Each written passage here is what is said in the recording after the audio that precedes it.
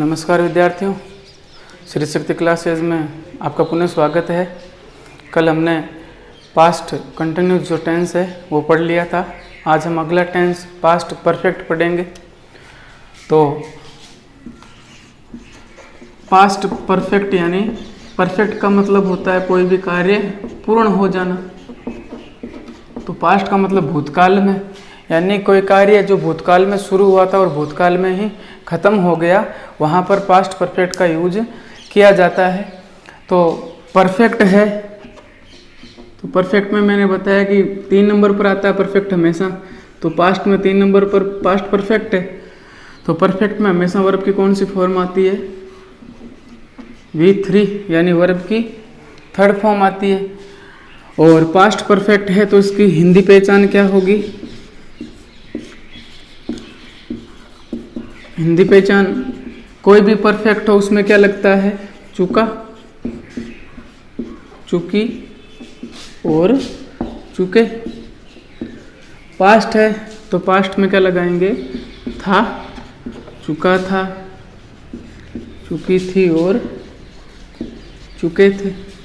अगर वाक्य हिंदी में आता है तो इससे पहचान होती है। उसी प्रकार अंग्रेजी में हेल्पिंग वर्ब होती है, यानी सहायक क्रिया।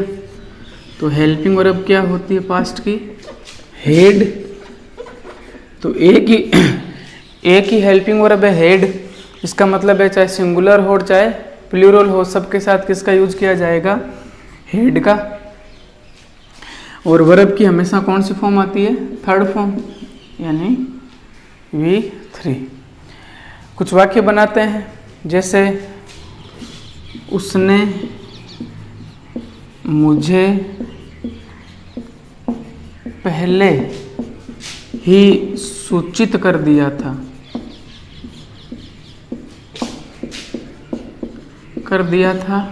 या फिर वह मुझे पहले ही सूचित कर चुका था। बात वही है।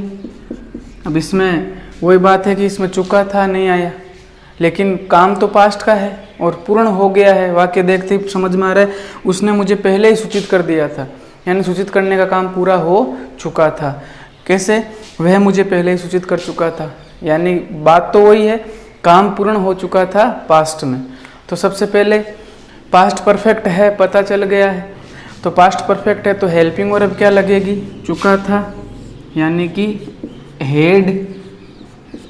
उसके बाद सूचित करने का काम किसने किया?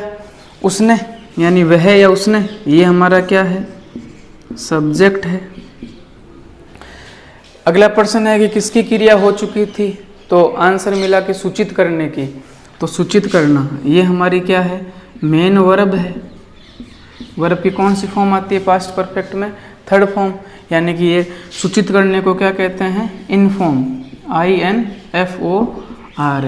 इनफॉर्म यानी सूचित करना। किसे सूचित किया? यानी कि हमारा ऑब्जेक्ट भी क्या होता है? नाउन और प्रोनाउन।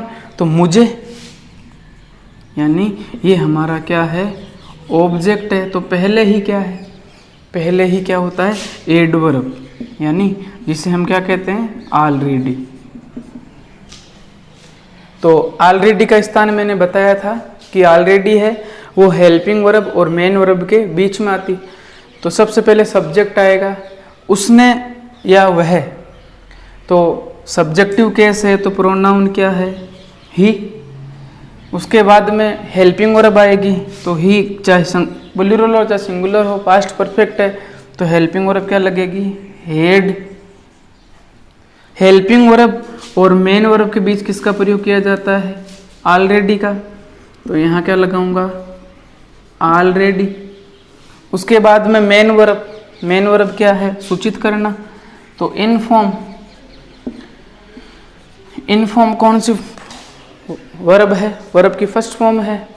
तो यहाँ पर 1st फॉर्म नहीं आती है, 3rd फॉर्म आती है, तो ईडी लगा देंगे, सूचित कर दिया। तो मेन वर्ब के बाद अब ऑब्जेक्ट आएगा, तो किसे सूचित किया? मुझे। मुझे यानी आई को। तो मेन वर्ब के बाद, ये हम पहले डिस्कस कर चुके हैं कि मेन वर्ब के बाद हमेशा कौन सा केस आएगा, ऑब्जेक्टिव केस आ सकता है या फिर पजेसिव जो केस है वो आएगा। तो यहाँ पर पजेसिव तो है नहीं, पजेसिव का रूल क्या बताया था कि उसके साथ नाउन होता है।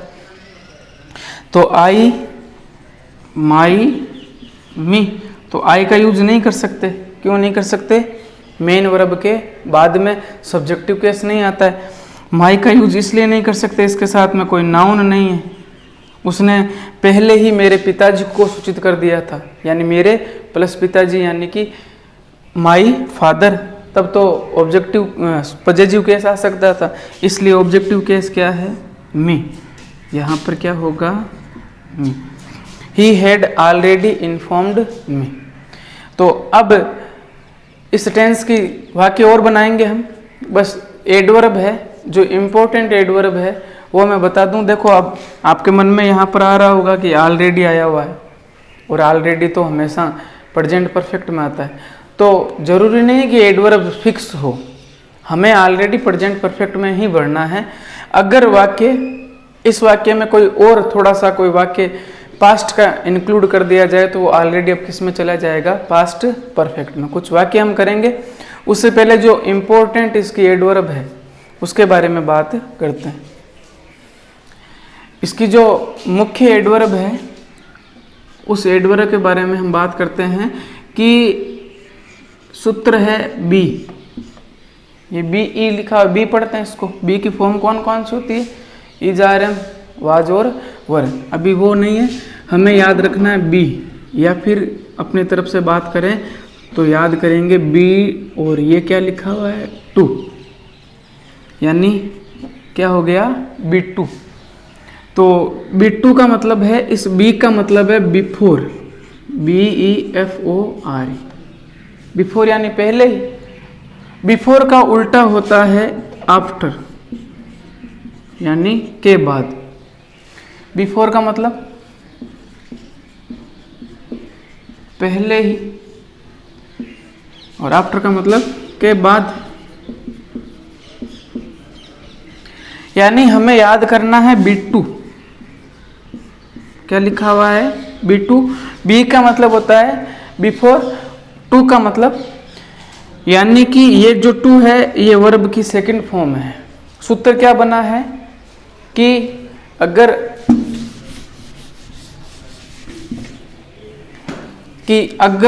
वाक्य में बिफोर लिखा हुआ हो, क्या लिखा हुआ हो, बिफोर लिखा हुआ हो, तो बिफोर के बाद हमेशा वर्ब की सेकंड फॉर्म आती है।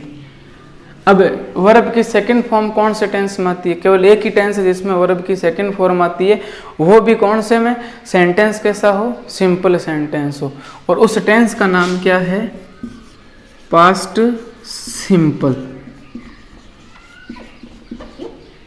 टेंस का नाम क्या है, पास्ट सिंपल। कि बिफोर के बाद अगर पास्ट सिंपल टेंस आया हुआ है, किसके बाद में, बिफोर के बाद अगर पास्ट सिंपल यानी वर्ब की सेकंड फॉर्म आई है, तो बिफोर से पहले हमेशा हेड प्लस वर्ब की थर्ड फॉर्म भरते हैं। बिफोर से पहले क्या भरेंगे, हेड प्लस वर्ब की थर्ड फॉर्म। समझ में आ गया होगा। हमें क्या याद रखना है, बी टू, बी का मतलब बिफोर, बिफोर के बाद अगर वर्ब की सेकंड फॉर्म हो। देखो कई सारे ऐसे वाक्य होते हैं जहाँ पर बिफोर के बाद वर्ब नहीं होते, बस आपने रट लिया है कि बिफोर के बाद में अब बिफोर आ गया तो हमें इस साइड में तो पास्ट परफेक्ट भरना है, इस साइड में वर्ब की सेकंड फॉर्म। एक अब इसका उल्टा क्या है, आफ्टर। तो बताओ बी टू, तो बिफोर का उल्टा आफ्टर है, तो ये टू इधर आ जाएगा, यानी कि आफ्टर से पहले वर्ब की सेकंड फॉर्म हो तो आफ्टर के बाद में हेड प्लस वर्ब की third form. Head plus verb की थर्ड फॉर्म का मतलब पास्ट परफेक्ट टेंस भरेंगे। कौन सा टेंस भरेंगे, पास्ट, यानी ये इसका सेम उल्टा है। बी टू बिफोर के बाद सेकंड फॉर्म है, तो बिफोर से पहले हेड प्लस वर्ब की थर्ड फॉर्म, यानी कि हेड प्लस वर्ब की थर्ड फॉर्म कौन से टेंस में आती है, पास्ट परफेक्ट में। अब पास्ट परफेक्ट बिफोर का उल्टा क्या हो गया, आफ्टर। तो आफ्टर के बाद अब सेकंड फॉर्म इधर आएगी तो वो रूल नहीं रहा, यानी आफ्टर से पहले वर्ब की सेकंड फॉर्म इधर आ जाएगी और हेड प्लस वर्ब की थर्ड फॉर्म उधर चली जाएगी, यानी कि आपस में चेंज हो जाएगा। तो ये जो मेन रूल है वो यही है कि बिफोर के बाद अगर वर्ब की सेकंड फॉर्म आई हुई है तो हेड प्लस वर्ब की थर्ड फॉर्म भरेंगे। आफ्टर के बाद में अगर आफ्टर से पहले वर्ब की सेकंड फॉर्म यानी पास्ट सिंपल टेंस आया हुआ तो आफ्टर के बाद में हेड प्लस वर्ब की थर्ड फॉर्म हम भरेंगे। अब उदाहरण है,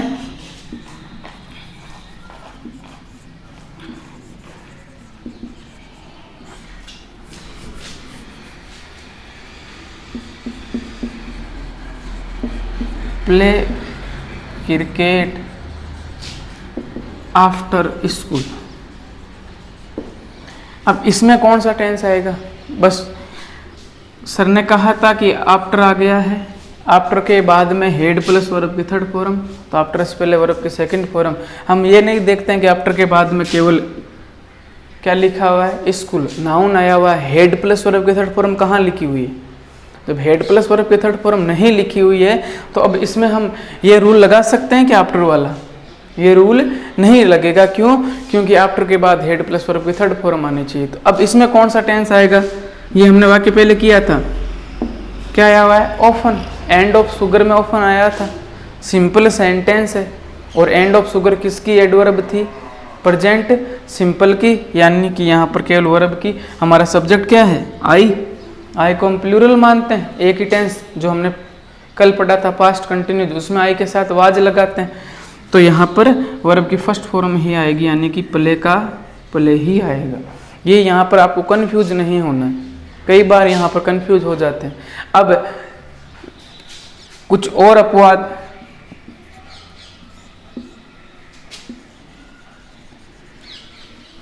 कुक फूड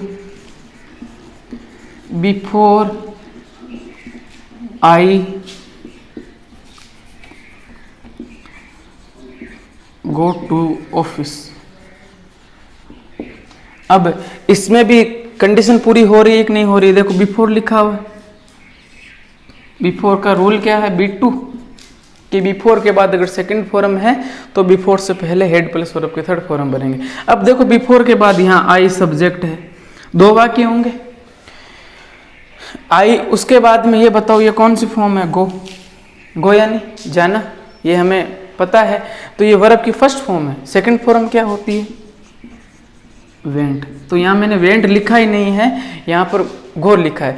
अब यहाँ पर हम ये रूल लगा सकते हैं कि बिफोर के बाद में बिफोर वाला रूल आ गया, तो यहाँ पर हम क्या कर देते हैं, हेड कुक्ड भर देते हैं। तो ये हेड कुक्ड सही है क्या, ये सही नहीं है। क्यों नहीं है, क्योंकि कंडीशन पूरी नहीं हो रही। बिफोर के बाद में वर्ब की सेकंड फॉर्म या डिड प्लस वर्ब की फर्स्ट फॉर्म आनी चाहिए थी, लेकिन यहाँ तो वर्ब की फर्स्ट फॉर्म है, तो फर्स्ट फॉर्म है, तो यानी कहने का मतलब है कि ये प्रेजेंट सिंपल टेंस है। तो इधर प्रेजेंट सिंपल है तो इधर भी कौन सा टेंस भर देंगे, प्रेजेंट सिंपल ही भरेंगे, हेड कुक्ड नहीं भरेंगे। यानी कि यहाँ पर ही सिंगुलर है, पांच ही फॉर्म क्या भरेंगे, कुक्स।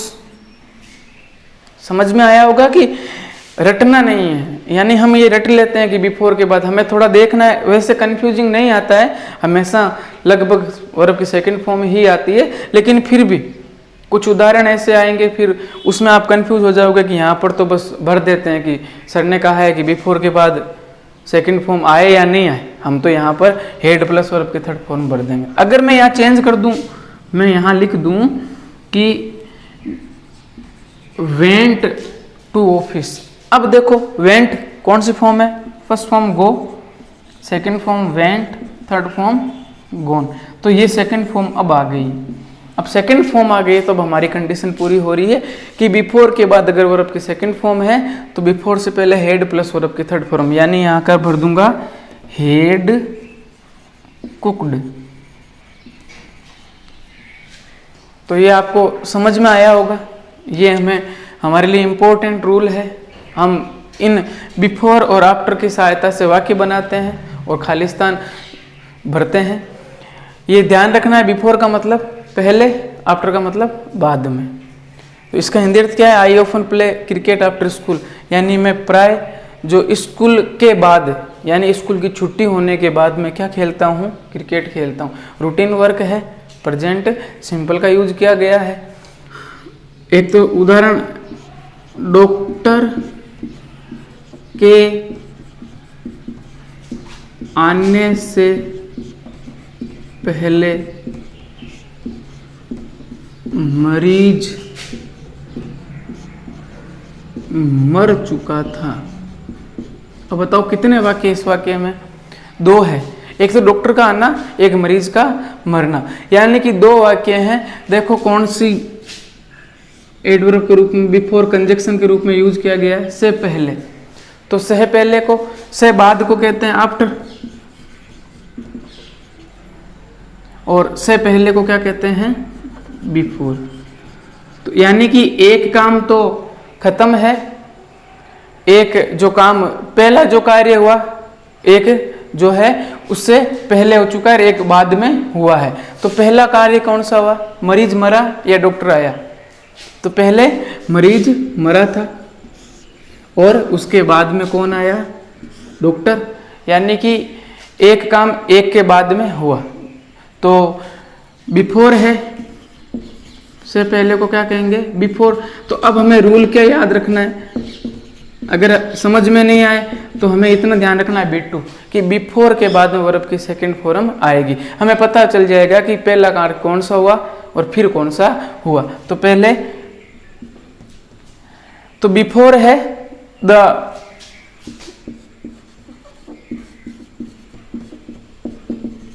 Patient head died. कौन मर चुका था, द पेशेंट हेड डाइड, यानी कि मरीज मर चुका था। बिफोर द डॉक्टर यहां कम लिख दूं, कम क्या है, गलत है।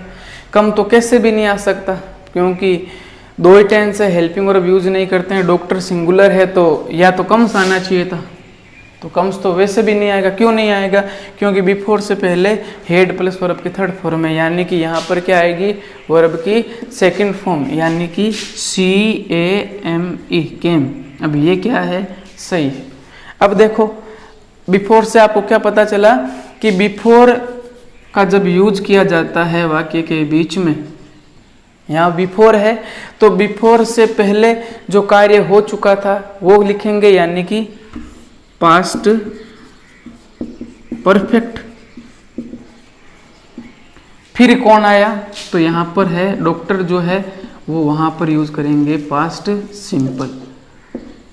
समझ में आ गया कि बिफोर जो काम हो चुका है, हो चुका था, वो बिफोर से पहले आएगा। हो चुका था तो चुका था, चुकी थी, वैसे याद रख सकते हैं।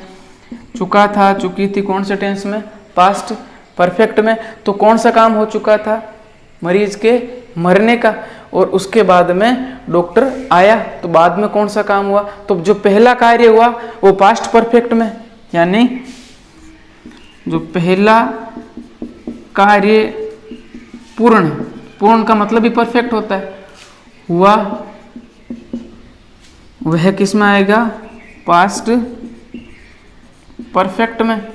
फिर क्या आएगा, बिफोर, और उसके बाद कौन सा कार्य हुआ, यानी दूसरा कार्य बिफोर के बाद, यानी कि पास्ट सिंपल। तो आपको ये समझ में आया होगा। हमारे एग्जामिनेशंस में कैसे आएंगे, बिफोर कभी वर्ब की सेकंड फॉर्म भरी हुई आएगी तो हेड प्लस वर्ब की थर्ड फॉर्म भरनी है, कभी हेड प्लस वर्ब की थर्ड फॉर्म भरी हुई है तो वर्ब की सेकंड फॉर्म भरनी है। और कुछ वाक्य करते हैं। अब इसको मैं थोड़ा पहले चेंज कर दूं। अब मैं लिखूं डॉक्टर के आने के बाद, डॉक्टर के आने के बाद मरीज मर चुका था। अब बताओ के बाद को क्या कहेंगे, आफ्टर। के बाद को क्या कहेंगे, आफ्टर। तो अब ये रूल उल्टा हो गया है, रूल उल्टा होने का मतलब है कि वाक्य नए सिरे से हमें अब बनाना पड़ेगा। कैसे बनाएंगे? अगर ये समझ में आ गया है तो ये उल्टा है, अपने आप समझ में आ जाएगा। यानी कैसे बनाएंगे वाक्य?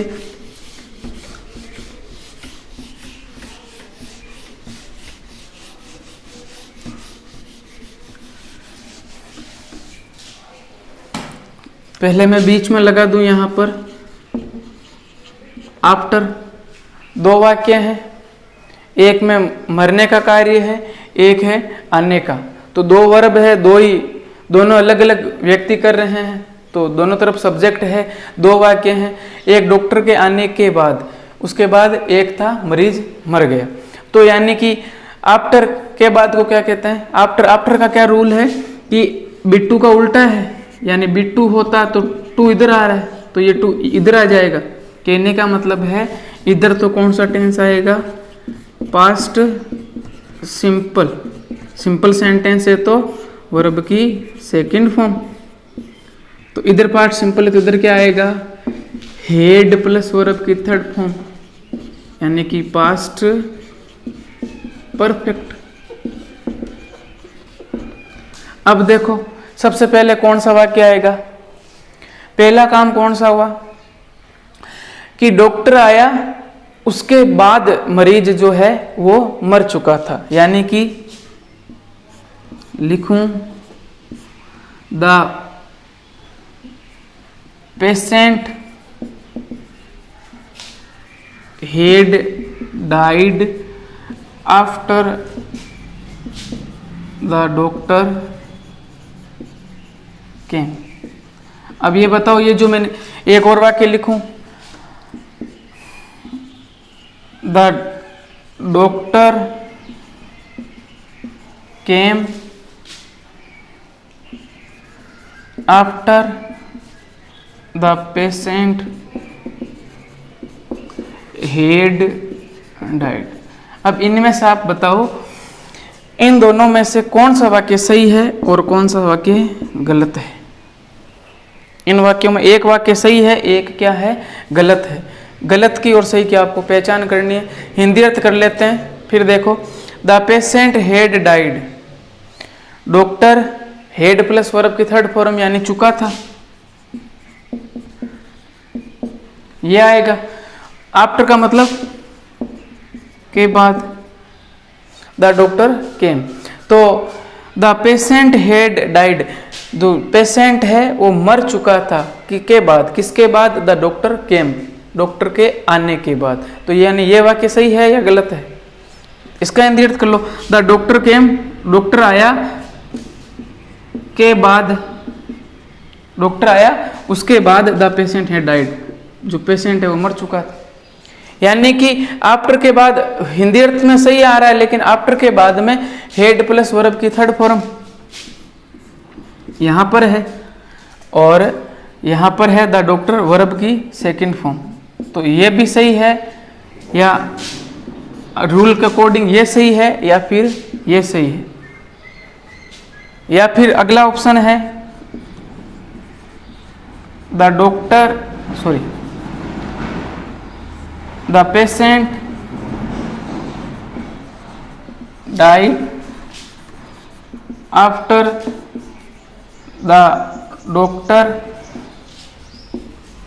Head came. अब इसमें बताओ, ये सब कंफ्यूजन करने वाले हैं। वैसे हमें वाक्य नहीं बनाने होते हैं, लेकिन अगर हमारा जो रूल है उस रूल के अकॉर्डिंग चलें और हिंदी अर्थ के अकॉर्डिंग चलें तो क्या होगा उसके बारे में है। ज़्यादा कंफ्यूज करने की आवश्यकता नहीं है। द पेशेंट डाइड, मरीज मर गया, किसके बाद? द डॉक्टर हेड कम, उसके बाद डॉक्टर के आ जाने के बाद में। तो ये भी क्या है, सही है या गलत है? ये तीन वाक्य लिखे हुए हैं। उसके बाद एक और वाक्य लिख देते हैं। ये वाक्य तो डायरेक्ट हेड प्लस वर्ब के थर्ड फॉर्म इधर लिखेंगे तो फिर वो तो वैसे ही गलत हो जाएगा। तो आपको इसमें से कौन सा वाक्य है या कौन से वाक्य हैं जो सही लग रहे हैं और कौन सा वाक्य गलत लग रहा है? पहला वाक्य देखो, आफ्टर आया है, आफ्टर के बाद में कंडीशन पूरी हो रही है या नहीं हो रही है? आफ्टर के बाद क्या आना चाहिए? हेड प्लस वर्ब की थर्ड फॉर्म इस वाक्य में आ रही है, कहीं पर भी नहीं आ रही, इसका मतलब ये वाक्य तो क्या है, गलत है। दूसरा वाक्य है द डॉक्टर केम, डॉक्टर आया, उसके बाद the patient head died, patient मर चुका था। हेड प्लस वर्ब की थर्ड फॉर्म आफ्टर के बाद में है, तो यहाँ पर कंडीशन पूरी हो रही है, और इधर भी वर्ब की सेकंड फॉर्म है, यानी ये वाक्य क्या है, सही है, ये वाक्य क्या है, गलत है। द पेशेंट डाइड, जो पेशेंट है वो मर गया, after the doctor had come, doctor के आ जाने के बाद में, यानी डॉक्टर आया उसके बाद में, यानी कि ये वाक्य भी क्या है, सही है। यानी कि ये कन्फ्यूजन करने वाले वाक्य होते हैं, हम कुछ और वाक्य बनाते हैं, उसकी सहायता से आपको ये समझ में आएंगे कि किस प्रकार ये वाक्य बनते हैं। हमें एडवर्ब याद रखनी है, एडवर्ब हमारे लिए इंपॉर्टेंट है, हमें एडवर्ब जरूर याद रखनी है कि आफ्टर के बाद हेड प्लस वर्ब की थर्ड फॉर्म आएगी और आफ्टर से पहले वर्ब की सेकंड फॉर्म आएगी। ये कुछ उदाहरण है बिफोर और आफ्टर के, इनमें हमें खालिस्तान भरने, हमें शुरुआत के जो दो सेंटेंस हैं इनमें दोनों तरफ खालिस्तान ब्लैंक स्पेस छोड़ रखे हैं, हमें यही मानना है कि हमें बिफोर और आफ्टर प्रेजेंट पास्ट सिंपल और पास्ट परफेक्ट वाला ही भरना है। तो पहला सेंटेंस देखो, सब्जेक्ट है आई, रीच यानी पहुंचना, द कॉलेज बिफोर आया हुआ है, बिफोर का क्या रूल होता है, B2, बिफोर के बाद वर्ब की सेकंड फॉर्म, अगर नेगेटिव हो तो डिड नॉट प्लस वर्ब की फर्स्ट फॉर्म भी भर देंगे, नेगेटिव नहीं आता वैसे हम उदाहरण कर लेंगे नेगेटिव वाले भी। यहाँ B2 है तो बिफोर के बाद वर्ब की सेकंड फॉर्म, तो इधर क्या आएगा, हेड प्लस वर्ब की थर्ड फॉर्म, यानी कि बिफोर द प्रिंसिपल कम है तो बिफोर से इस साइड वर्ब की सेकंड फॉर्म, तो कम की सेकंड फॉर्म केम, इधर क्या आएगा, हेड प्लस वर्ब की थर्ड फॉर्म, तो कोई भी हो सब्जेक्ट हेड ही लगता है, और थर्ड फॉर्म रीच की reached, I had reached the college, मैं कॉलेज पहुंच चुका था, before the principal came, before का मतलब बाद में या पहले, बिफोर का मतलब होता है से पहले, यानी प्रिंसिपल के स्कूल कॉलेज आने से पहले ही मैं वहाँ कॉलेज पहुँच चुका था। तो जो पहला काम हुआ है उसमें पास्ट परफेक्ट, बाद का काम में पास्ट सिंपल। दूसरा देखो यहाँ पर सी कंप्लीट पूर्ण करना, हर वर्क अपना कार्य, आफ्टर, आफ्टर किसका उल्टा है, बिफोर का है, तो बिफोर के बाद वर्ब की सेकंड फॉर्म, तो आफ्टर के बाद क्या आएगी, सेकंड फॉर्म, सेकंड फॉर्म नहीं आएगी, क्या आएगी, हेड प्लस वर्ब की थर्ड फॉर्म, तो इधर क्या आ जाएगा, केवल वर्ब की सेकंड फॉर्म, यानी बिफोर आफ्टर का उल्टा है। यानी हम यहाँ भरे आफ्टर के बाद में आई हेड रीच्ड, तो इधर क्या आ जाएगा, वर्ब की सेकंड फॉर्म, यानी कंप्लीट की सेकंड फॉर्म क्या होती है, कंप्लीटेड। सी कंप्लीटेड हर वर्क, उसने अपना कार्य पूरा किया, किसके बाद, आई हैड रीच्ड देयर, मेरे वहाँ पहुँचने के बाद। तो पहला काम का क्या हुआ, पहुँचना, उसके बाद काम पूरा हुआ, तो जो पहला काम पूरा हुआ यानी परफेक्ट, पास्ट परफेक्ट में, और बाद में हुआ जो पास्ट सिंपल में। अब ये हमारे जो उदाहरण है, ये हमारे जो 10th क्लास की जो एग्जामिनेशंस हुई थी उसमें आए हुए हैं। एक खालिस्तान भरा हुआ था, सब्जेक्ट है ही, रिवाइज यानी रिवीजन करना, पुनर्अभ्यास करना, ऑल द बुक्स बिफोर, देखो पहले कंडीशन पूरी हो रही है कि नहीं है, बिफोर के बाद वर्ब की सेकंड फॉर्म है कि नहीं है, द एग्जामिनेशंस कमेंस्ड, कमेंस का मतलब आयोजन होना, तो यहाँ कमेंस का मतलब वर्ब की फर्स्ट फॉर्म होती है, डी लगा हुआ है, हेल्पिंग वर्ब है नहीं, इसका मतलब ये सेकंड फॉर्म है, तो हमारी कंडीशन पूरी हो रही है भाई। कमेंस COMMENCE, कमेंस वर्ब की फर्स्ट फॉर्म है, सेकंड फॉर्म और थर्ड फॉर्म यही होती है, इसको थर्ड फॉर्म नहीं कह सकते, क्यों नहीं कह सकते, क्योंकि हेल्पिंग वर्ब नहीं है, तो यानी वर्ब की सेकंड फॉर्म है, सेकंड फॉर्म में बिना हेल्पिंग वर्ब के आती है, तो कंडीशन पूरी हो रही है। तो B2 बिफोर के बाद वर्ब की सेकंड फॉर्म है, तो इधर क्या आएगा, हेड प्लस वर्ब की थर्ड फॉर्म, कहने का मतलब है हेड और रिवाइज की थर्ड फॉर्म होती है रिवाइज्ड। अगला है द स्टूडेंट्स, हिंदी अर्थ कर लो। उसने सभी अपनी सभी जो बुक्स थी उनका रिवीजन कर चुका था बिफोर, किससे पहले, परीक्षा के आयोजन से पहले। तो पहले रिवीजन करने का कार्य पूरा हो चुका था, जो काम पूरा हो चुका है वो पास्ट परफेक्ट में, उसके बाद हुआ वो पास्ट सिंपल में। अगला है द स्टूडेंट्स, लीव की फॉर्म में लीव एंड छोड़ देना, चले जाना। द क्लास बिफोर आया हुआ है, तो बिफोर के बाद कंडीशन देखो, कहीं कंडीशन में तो फर्क नहीं है। Before the teacher arrived, the teacher subject है, वर्ब की फर्स्ट फॉर्म अराइव होती है ARRIVE, अराइव यानी आगमन, आना, यानी कि ये वर्ब की फर्स्ट फॉर्म है, यहाँ पर डी लगा हुआ यानी ये वर्ब की सेकंड फॉर्म है, थर्ड फॉर्म नहीं कह सकते, तो वर्ब की सेकंड फॉर्म है, इसका मतलब है B2 वाला रूल है। तो बिफोर से पहले हेड प्लस वर्ब की थर्ड फॉर्म भरेंगे, तो द स्टूडेंट्स हेड, और लीव की मैंने पहले ही आपको थर्ड फॉर्म बता दी है, leave first form, second form left, third form भी लेफ्ट, तो यहाँ पर क्या होगा left. The students had left the class, class को छोड़ चुके थे, before the teacher arrived, teacher के आने से पहले। अगला है the train had left the station. अब देखो बिफोर आया हुआ है, तो बिफोर के बाद वर्ब की सेकंड फॉर्म आनी चाहिए, लेकिन ये तो हमें भरना है खालिस्तान। सेकंड फॉर्म आएगी या नहीं आएगी उसके बारे में बात करें तो बिफोर से पहले क्या होना चाहिए, हेड प्लस वर्ब की थर्ड फॉर्म होनी चाहिए।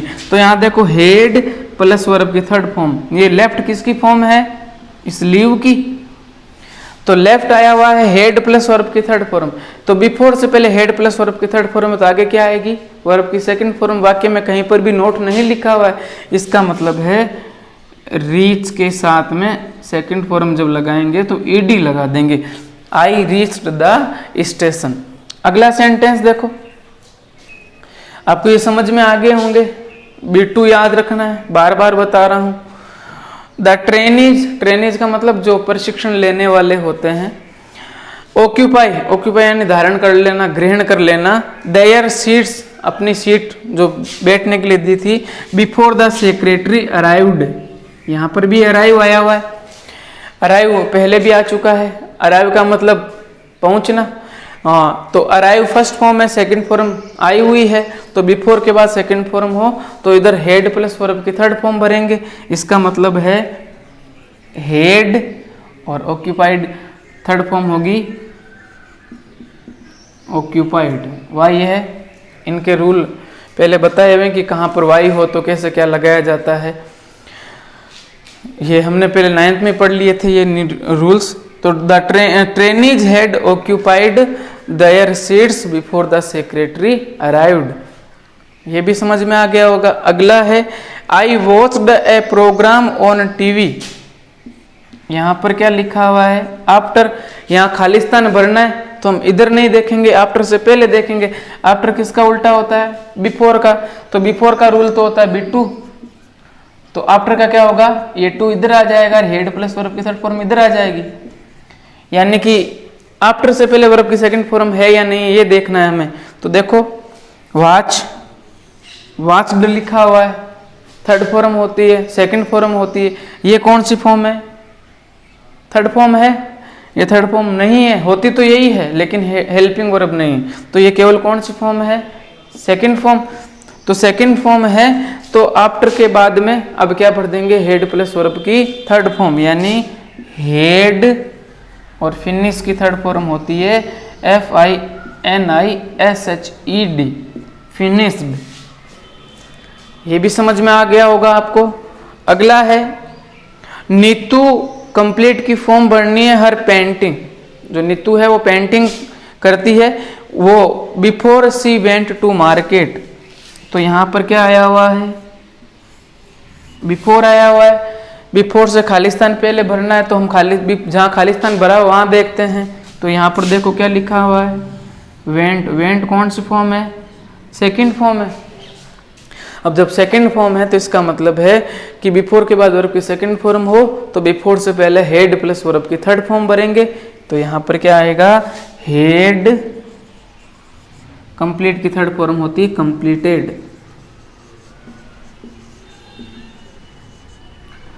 तो ये कुछ उदाहरण थे, ये आपको उदाहरण समझ में आए होंगे। अब इनके अलावा बिफोर और आफ्टर का ही रूल आता है लगभग एग्जामिनेशंस में।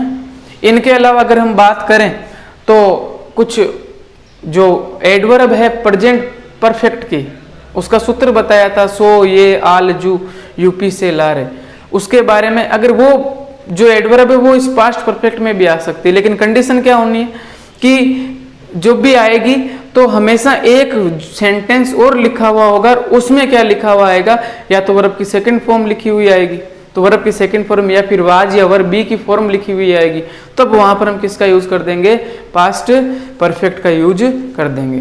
तो ये उदाहरण जो अभी आपके मन में आ रहा होगा कि कैसे क्या आते हैं, मैं एक दो उदाहरण आपको बताता हूं, उसके बाद में आपको वो समझ में आ जाएंगे।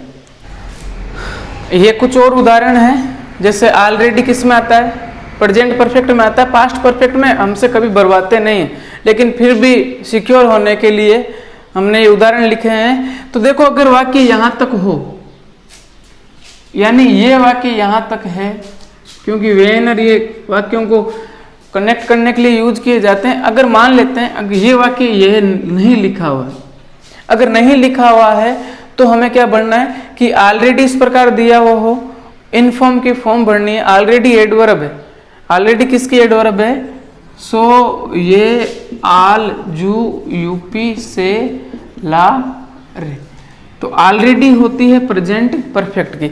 अगर इतना ही वाक्य लिखा हुआ है तो हमें क्या भरना है, प्रेजेंट परफेक्ट। तो प्रेजेंट परफेक्ट भरना है, इसका मतलब है हैज, हैव प्लस वर्ब की थर्ड फॉर्म, यानी कि ही सिंगुलर है तो ही के साथ में हैज, एस फॉर सिंगुलर, अब ऑलरेडी, उसके बाद में इनफॉर्म की थर्ड फॉर्म इनफॉर्म्ड, यही भरा जाएगा। लेकिन क्या लिखा हुआ, व्हेन आई रीच्ड देयर, लेकिन व्हेन उसके बाद में एक नया वाक्य है और रीच्ड वर्ब की सेकंड फॉर्म है, हेल्पिंग वर्ब नहीं है, बार बार बताने की आवश्यकता नहीं है। तो अब वहां पर वर्ब की सेकंड फॉर्म है, तो वर्ब की सेकंड फॉर्म किस में आती है, पास्ट टेंस में। अब ये जो ऑलरेडी है किस में चला जाएगा, पास्ट परफेक्ट में। क्यों, क्योंकि वाक्य किस में, पास्ट में। इसका मतलब है कि मुझे यहाँ क्या करना पड़ेगा, हेड लगाना पड़ेगा। इतना सा ही रूल है। ये एग्जाम इस प्रकार के वाक्य कंफ्यूजन करने वाले नहीं आते हैं। ऑलरेडी लिखा हुआ तो लगभग प्रेजेंट परफेक्ट ही भरा जाता है। अगर नया वाक्य लिखा हुआ है, वाज वर्ब लिखा हुआ है या फिर वर्ब की सेकंड फॉर्म है, तो इस प्रकार बढ़ना है। अगला है, they already do their work when we went there. यहाँ पर भी वर्ब की कौन सी फॉर्म है, सेकंड फॉर्म। अगर वाक्य यहाँ तक होता तो प्रेजेंट परफेक्ट भरेंगे, दे है तो हैव भरेंगे, ऑलरेडी मेन हेल्पिंग वर्ब और मेन वर्ब के बीच में यूज करते हैं। डू की third form do, did, done, तो यहाँ क्या आता है, they have already done their work. लेकिन क्या है, आगे वर्ब की सेकंड फॉर्म में यानी पास्ट में वाक्य है, तो यहाँ पर भी पास्ट में करना है। तो अब ये जो एडवर्ब है वो किस में चली जाएगी, पास्ट परफेक्ट में, यानी कि हैव की जगह मैं क्या कर दूंगा, हेड, क्योंकि परफेक्ट कोई सा भी थर्ड फॉर्म तो आनी है उसमें। तो ये आपको समझ में आए होंगे। अब ये लास्ट, ये जो रूल है, ये बिफोर और आफ्टर के रूल अगर कभी घुमाकर आ जाएं तो इस प्रकार आ सकते हैं। हमें बस इतना ध्यान रखना है, बी टू, फिर हमें वाक्य से कोई मतलब नहीं है। हम अगर बी2 याद है तो हम आराम से कर सकते हैं। कहने का मतलब बिफोर के बाद में वर्ब की सेकंड फॉर्म आएगी। तो वाक्य के शुरुआत में क्या लिखा हुआ है, बिफोर आई टू स्कूल, दोनों तरफ खाली स्थान भरने हैं। हमें याद रखना है कि बिफोर के बाद वर्ब की सेकंड फॉर्म भरनी है। तो सेकंड फॉर्म यानी कि यहाँ पर मैं भर दूं आई वेंट टू स्कूल। तो अब बताओ बी2 वाला रूल क्या कहता है, आगे क्या आएगा, बिफोर के बाद में वर्ब की सेकंड फॉर्म है तो पहले, उससे पहले क्या आता है, हेड प्लस वर्ब की थर्ड फॉर्म। तो यहाँ पर वाक्य यह दे यहाँ लिखा हुआ है, तो यहाँ पर हम क्या कर देंगे, हेड, डू, डिड, डन। हमें इतना ही ध्यान रखना है कि बिफोर के बाद वर्ब की सेकंड फॉर्म आए। अब ने इस वाक्य को घुमाकर लिख दिया। वाक्य कैसा था, इस प्रकार वाक्य था, they had done their work before I to school. वाक्य तो इस प्रकार का था, इस वाक्य को घुमा कर लगा दिया तो इस प्रकार लिख दिया। तो यहाँ पर देख लो, बिफोर के बाद वर्ब की सेकंड फॉर्म आएगी अगर बिफोर से पहले हेड प्लस वर्ब की थर्ड फॉर्म हो तो हेड प्लस वर्ब की थर्ड फॉर्म है यहाँ पर, इसका मतलब सेकंड फॉर्म क्या आएगी, वेंट। तो यहाँ पर वेंट हो गया। यानी कहने का मतलब है घुमाकर भी आ जाए तो इसी प्रकार आते हैं। अभी वही बात है, आफ्टर के बाद तो बिफोर के बाद तो सेकंड फॉर्म है, आफ्टर उल्टा है, यानी आफ्टर के बाद हेड प्लस वर्ब की थर्ड फॉर्म आएगी। अब देखो आगे कहीं खाली स्थान भरा हुआ है, नहीं भरा हुआ है, हम यही मानकर चलते हैं कि दोनों तरफ जो रूल है पास्ट सिंपल और पास्ट परफेक्ट वही भरना है। तो बताओ आफ्टर के बाद क्या भरेंगे, हेड प्लस वर्ब की थर्ड फॉर्म कंप्लीटेड। तो यहाँ पर क्या आएगी, वर्ब की सेकंड फॉर्म यानी कि वेंट। इनसे ज़्यादा घुमाकर नहीं आते। तो आपको ये समझ में आए होंगे, कुछ एक्सरसाइज और करनी है। आज के लिए बस इतना ही, धन्यवाद।